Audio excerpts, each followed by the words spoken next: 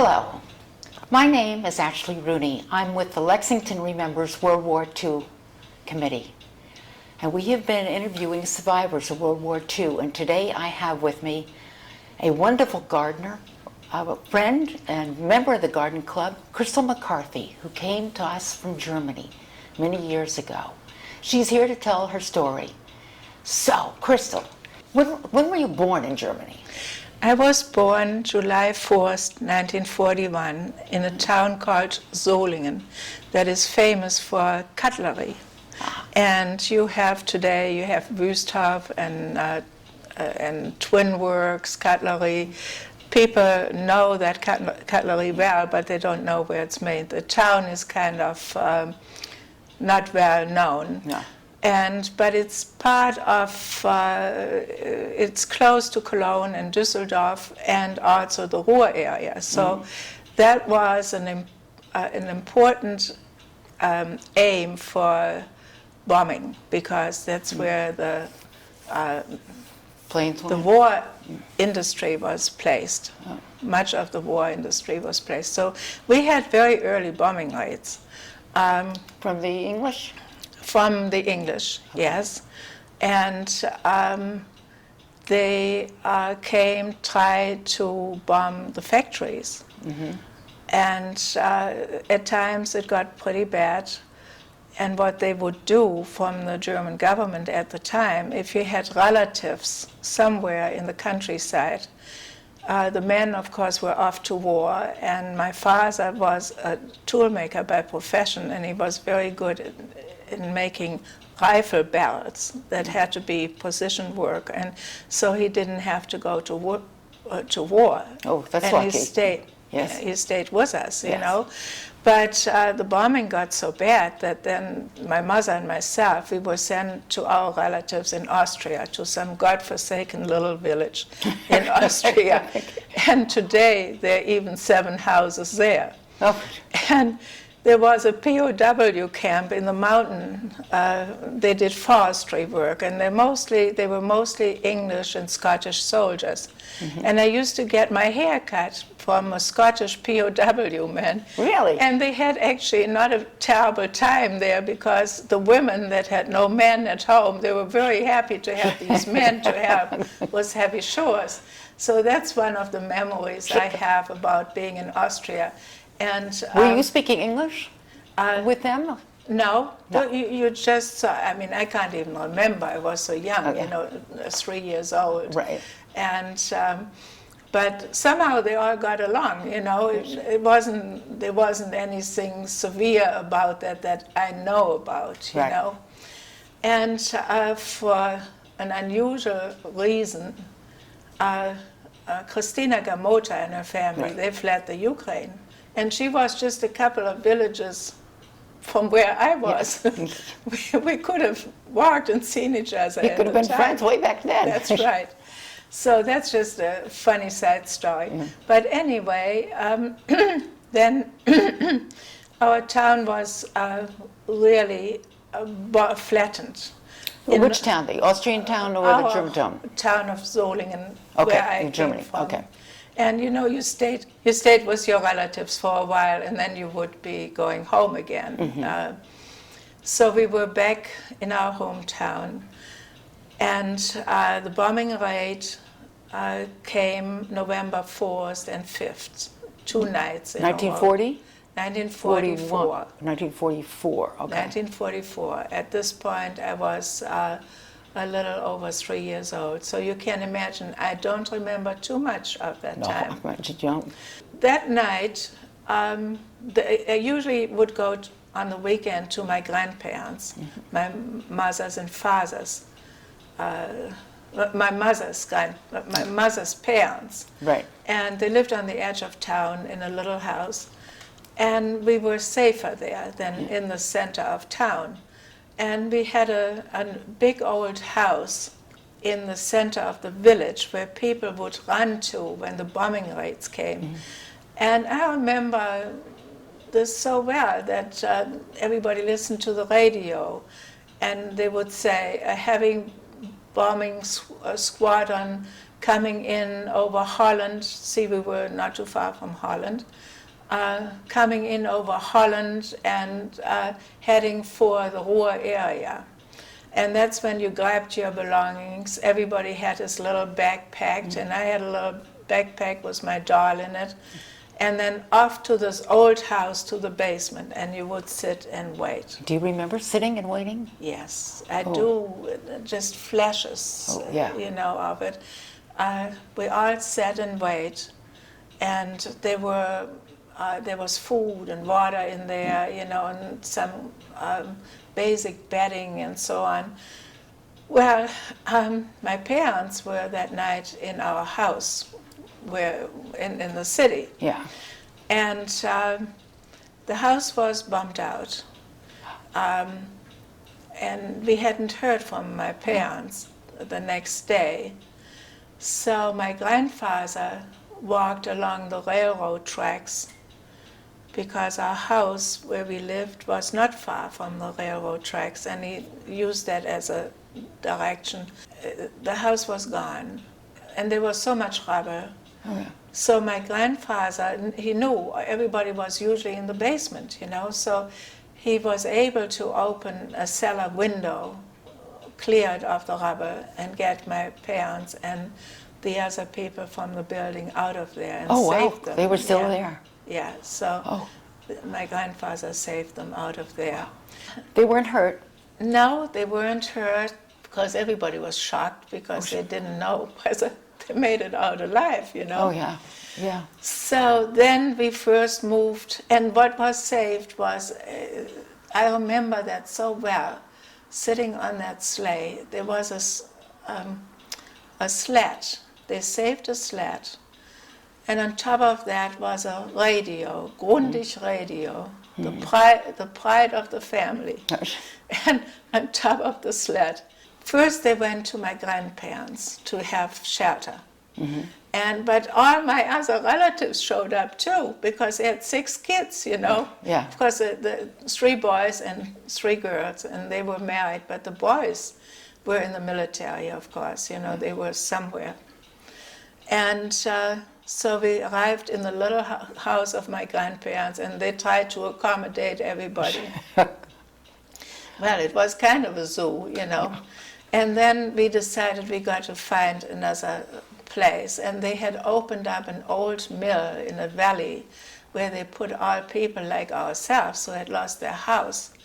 And we stayed there for a while, and that was during the winter, and that's where I remember how I sat on top of the radio on the sled and through the snow, ended up in this mill building, was millions of other people, and everybody had a little square that was parted off with a blanket, so there was some little privacy there, This had to be really hard coming from a house to that. It was hard. How about bathrooms, kitchens? Oh, I don't know. My parents would have known, of course, Yeah. And then we had a little garden plot that my grandmother and her sons, my father and his brothers, had built in the 30s, and in the town too. And it was just one little house, one little room, and my father and my mother built 2 rooms onto that. And that's where we lived from 1945 to 1956. How old do you think your parents were at that point? My father was born in 1909, and my mother was in 1911. Okay. So They were mid-30s. Yeah, I'm not fast with math. yeah, let's see, 45 minus 9 is 36. So they built these 2 rooms at 34. that. Yeah. And was it just the 3 of you, or did you? It was just the 3 of us at that point. I think I have to mention that 80% of my town was bombed. Oh. So was flattened. It was all rubble, And then the hunger came because the whole government system had broken down. Actually, my father tells me that World War I was far harder on the people because They thought this war was over in no time at all, and then things were back to normal, but that's not how it turned out.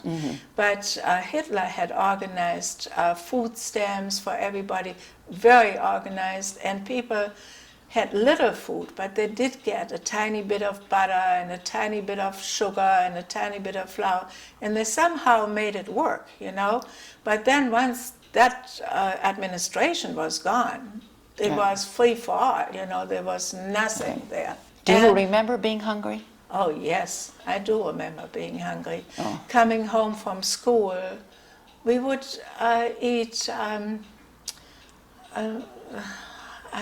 can't think of the word now, but it's something you can put in salads and it tastes a little sour, you know, it's a wild plant.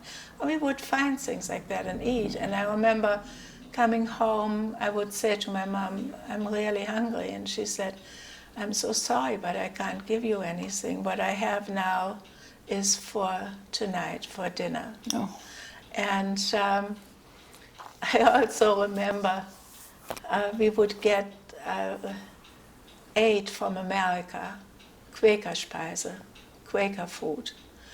And there were big cauldrons of oat soup, you know. But oatmeal? Oatmeal, yes. Yeah. There were a couple of raisins in there, and we all had a little tin cup hanging from our satchel because we would get at lunchtime, we get a little cup, you know, one ladle full of that. And like once a month we might get a little bit of chocolate and or toothpaste. I didn't know what toothpaste was. I tried it and it tasted sweet and I ate the whole tube. You know, I mean, things like... I heard the coffee. Coffee was a grand man. Oh, yes, but they had Linde's coffee. That was a package that was white with blue polka dots on it. And what it was roasted grain. Oh, you know? Yeah. And they called it Muckefuck in my... I remember that. And I remember all of us, and my brother was born in 1948, and that was not a thing of joy because there was nothing to eat, and my parents were really upset. They now had another child to care for, you know.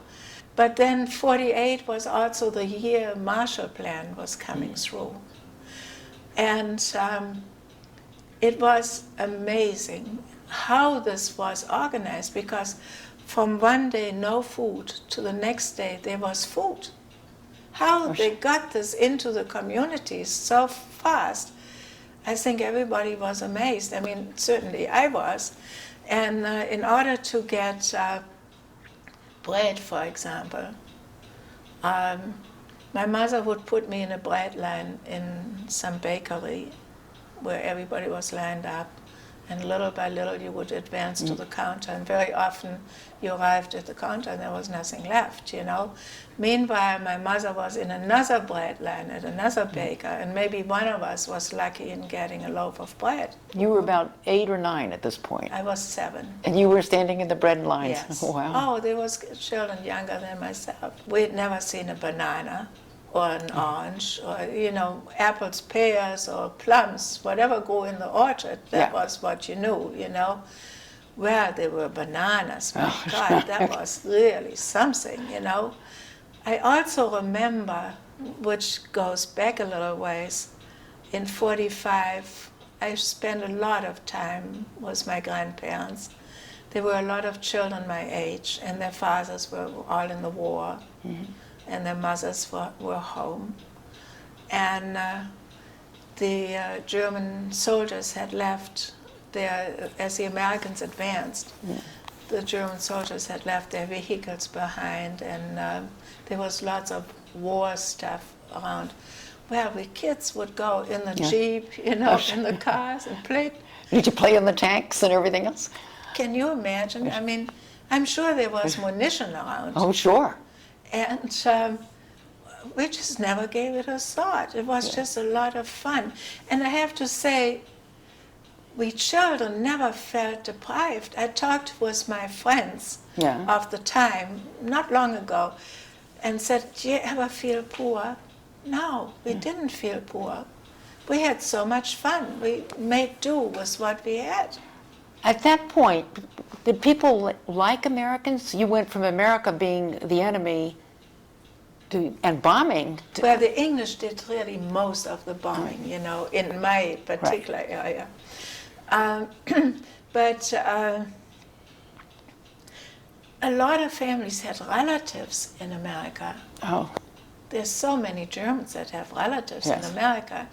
And they would even send packages from America, you know. I don't know. During the war? I'm not sure, probably not during the war, but after that. After, yeah, but I did know people that got packages, yes. I think people were glad it was over. I mean, the writing was on the wall, you know, for a long time. And it was finally over. Finally, they were done with it. And maybe there was, what do we do now? But it's a new start, whatever we do. A future. You know? Yes. And then the bartering went on, you know. My father and my mother would go, because our town was a manufacturing town, so they wouldn't get a salary, but they would, for example, get cutlery, sets of cutlery or knives, and they would go off in the countryside on overloaded trains, you know, with a backpack, to get some eggs and butter and things like that, whatever they could get. And I remember my father said it was so extreme that farmers had beautiful Persian rugs in their cow stables because there was no more room in the, you know, someone had bought this rug, you know, to barter for something. And my mother one time slept in a village oven because it was winter time, and so they were a couple of women, and they had a community baking oven, you know. Right. And because it was still warm in there, they slept in the community baking oven in there, you know. And I mean, stories that as a child I never said, tell me a little more about it, you know. So, do you remember cold? Oh, yes. Yeah, because what did you do with the heat, talking about the sleeping in the ovens and stuff? Woods were cut down completely, which was illegal, but everybody did it, you know. They cut woods down. Then I remember once my father brought home a live goose from the farm. Well, who was going to kill the goose? And they were trying to wait till Christmas. It was maybe like end of October and so on, you know, who was going to kill the goose for Christmas? And nobody could do it, you know.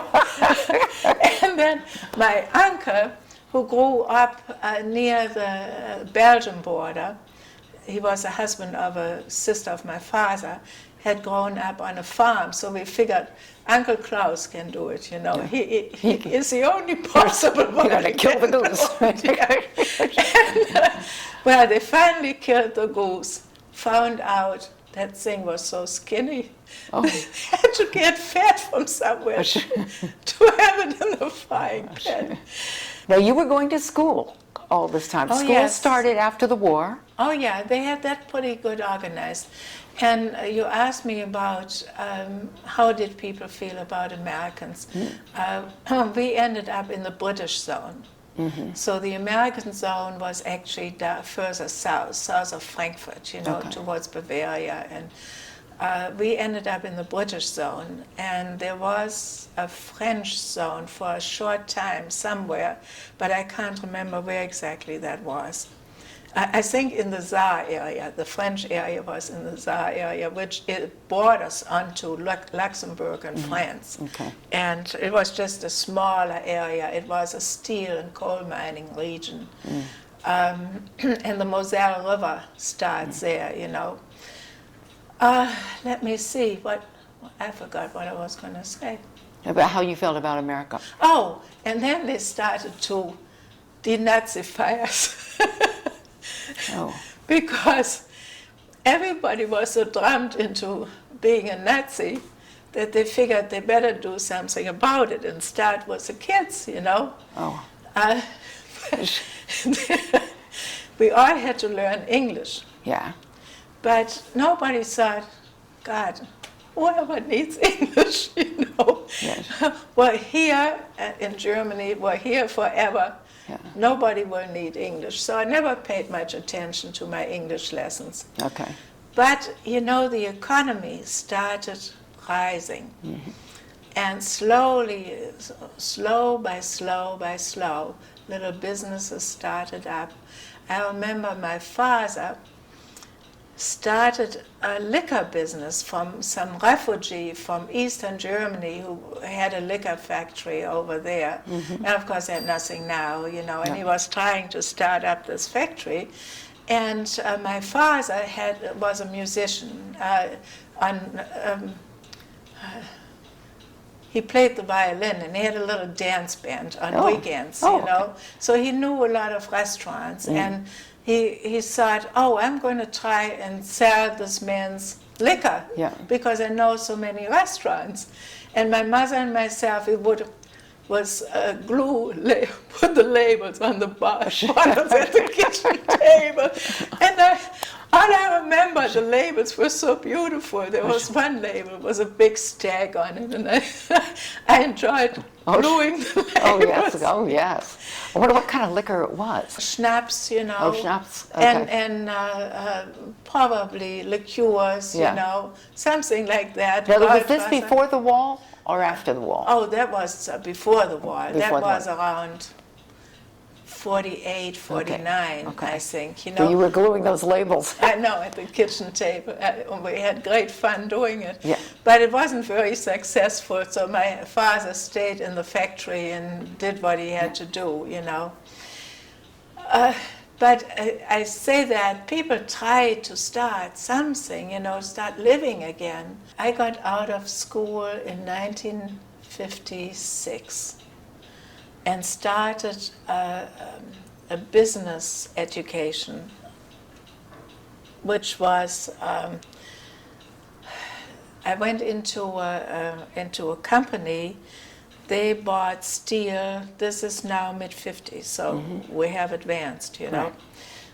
This was a company that bought steel from Sweden and England and for the local steel industry. Right. And they were precious metals and rust-free metals, you know. And I finally realized I should have paid attention to my English lessons in school, because now I had to translate those letters that came and nobody could read it, you know. And so the steel came from Sheffield in England, which has a very similar industry to our own, you know, and they had been connections before the war already, you know, and they were picked up again. Well, anyway, I was an apprentice for 3 years, and then I did my exams for the local Chamber of Commerce, and I got my letter. And then, you know, things advanced, and you realized you weren't just living in Germany. Europe started forming slowly. People started to have interests in other countries. We had a young woman from France stay with us in around 57, I think. And my father really was very much in favor of that, because he'd seen the First World War and he'd seen the Second World War and been told the arch enemy and all that crap, you know. Yeah. And he said the only way to deal with it is to get across the border and forge friendships.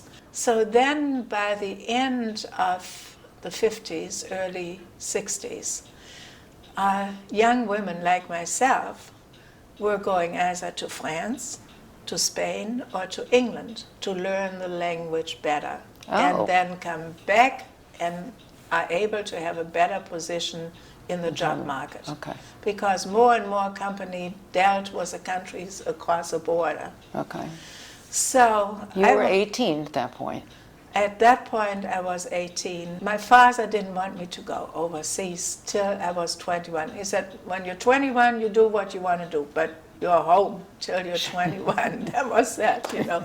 But I bargained. I left in March of 19 61, and I would have been 21 in July of 61. So I had gotten myself a job in south of London as an au pair.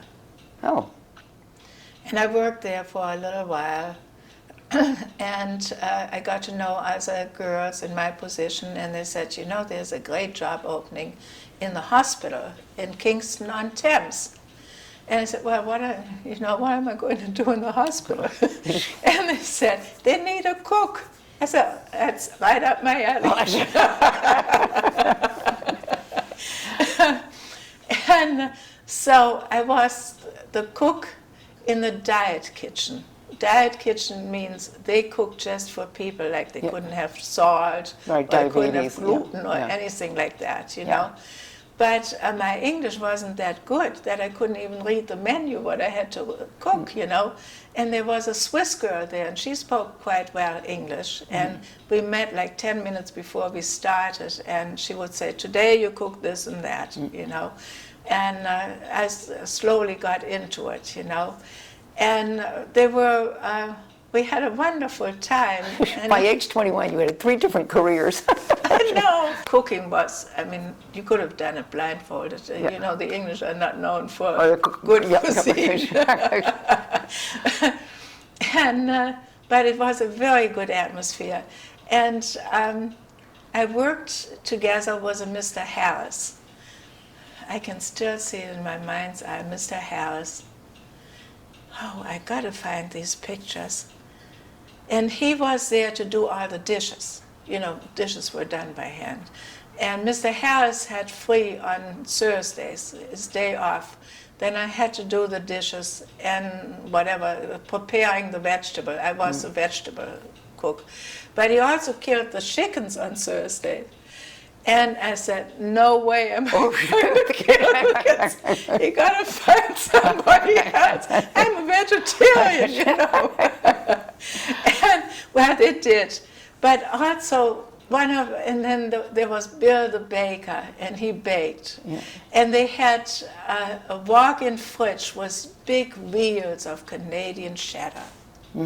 And we could go in and carve something up. For somebody who had gone through the hunger you described earlier. Oh, this was unbelievable. Yeah. It was a land of plenty, you know. And even the English people, they were suffering badly, you know. So, but Mr. Harris, I loved Mr. Harris. I thought to myself afterwards, I'm not so sure if I thought about it at the time. I'm sure he was a World War I veteran in the war. And he probably was not in World War II because he was in his mid-60s. No. But they were so nice to me. And this was just 16 years after the war, you know. I never forgot that. Wonderful experiences that we've all gone through. And then, you know, I went to school 1 day a week and this was in England? In England, and do my exams for a foreign language. And as soon as I got that, I went back home again. And then I got home and I thought, well, now I speak English. What am I going to do now? I got to find myself a job where I use the language. Yeah. And I loved traveling. So, and because of the foreign club we had at home before I went to England, I really got interested in foreign countries. So I tried to get a job with an airline. So I went to Frankfurt. I wrote to different companies and to different airlines, and I heard back from one company, and they said, come for an interview. And one of my friends drove me in this little Isetta car on the Autobahn to Frankfurt for the interview. And they did hire me. So they hired me as station manager's secretary. But it was a small company, and you had to do everything. You know, you had to check in people, you had to take them out to the tarmac to get into the airplane. You had to meet the airplane and take people back. You had to find lost baggage in the airport. I mean, Frankfurt was small at the time, very small. And it was the biggest airport at the time, you know. So, and then when I wasn't busy with passengers, we were about 6 or 7 people in that station. I had to do the letters for the station manager. Well, you were a busy woman there. Oh yeah, they kept you busy, all Yeah. right. You know, we were small and we had to do everything, which was more fun because it was more diverse, you know. And then one day, across our counter, check-in counter, was TWA, and one of the girls at the counter said, "Hey, Christel, Pan Am, they're looking for flight attendants, and they have interviews at the Intercontinental in Frankfurt. Do you want to go?" I said, "Oh, I'd love to go, yes." Thinking my chances are close to 0, you know. And so I didn't have time to change into civilian clothes. I had to work till just before then, and I went into Frankfurt with her on the streetcar, and they were coming back from the interview already, the people that interviewed, the Pan Am people. And I said, "Well, that's it, you know." Oh. And they said, "You're a little late, you know." And we were both in our uniforms, and we said, "Well, reason being, we had to work till 3. I'm sorry, we didn't think you were leaving soon." And they looked at each other and said, "Let's go back into the interview room." And so they interviewed us one by one, and they had us do odd things, you know. Like we had to walk away from the interview table, come back again, and say, "What is this for?" You know. Checking your walk. I think so, you know, crooked legs or something like that, maybe, Yes. you know. And so then they said, "Well, glad you came. If you pass the medical exams, you will receive a letter from us, and we will let you know when you come to the States." Huh? Oh, I have to say, they were actually looking for girls flying to Berlin within Germany, because they had this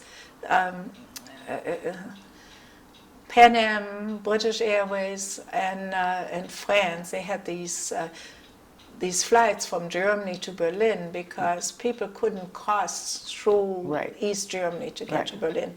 But the second time when they called us in, they said, "Would you mind to be based in New York?" Yeah, you know, I mean, I didn't think I hear right, you know. So anyway. What did your father say?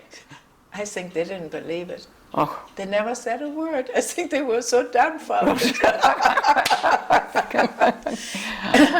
But anyway, sure enough, we got a notice to come to the medical, to the company doctor in Frankfurt, and they checked us out, you know. And then shortly thereafter, we got a letter saying that January so-and-so, we will receive our green card from the United States, and we will get our ticket, and we leave a couple of other girls that we hadn't met before. We were going to go to the States for training. Oh.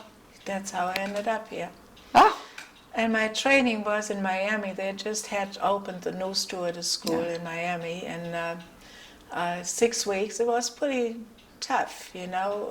Then you were on probation for 6 months, you know, if you fouled up. I know one girl had to go back. I don't know what she did, but somehow they didn't like it, so they sent her back. I think she didn't feel she didn't have to work hard, you know. Oh. Yeah. And it was hard work. Oh, that's hard. That was always hard work. Yeah, and we worked on propeller planes. That was the last year. We had propeller planes because the 727 had not been released for passenger service, for civil service, and the runways weren't big enough for jet airplanes, you know. But what a life it was. I was based in Miami then. Actually, I changed with a girl, Elaine Hamel. I remember her father was a bishop in Salt Lake City in the Mormon church. old Mormon church, Right. and she was hoping to be based in San Francisco, to be close to home. Oh. And they sent me to San Francisco, And she was really in tears. And we went to the office and we said, look, you know, it doesn't matter where I go. You know, to me it's whatever it is, you know, but to her it's important. And they switched us around. So I got based in Miami, and we would fly to Central America. And oh God, what You got to travel. the airplane would arrive in Central America, and the red carpet was out, and the marimba band was playing, and the flight on these propeller planes were awful. You always flew was in the clouds, 14,000 feet, always thunderstorm clouds, everything rattled, you know. You had a hard time cooking anything or getting it on the tray to serve. Yeah. The jets were such an improvement. It was just much, much better, you know. But they came a little later. So after 1 year, I had enough of the heat down there. I mean, it was wonderful in the winter, but we always flew to hot countries, except when we would go to Argentina, you know, or to Uruguay. It was winter down there, and the temperatures were not as hot as they were the other places we went to. And then I transferred to New York, and I stayed there for a number of years, and then they opened Boston base, and I was married at the time, so I didn't have to commute anymore to New York.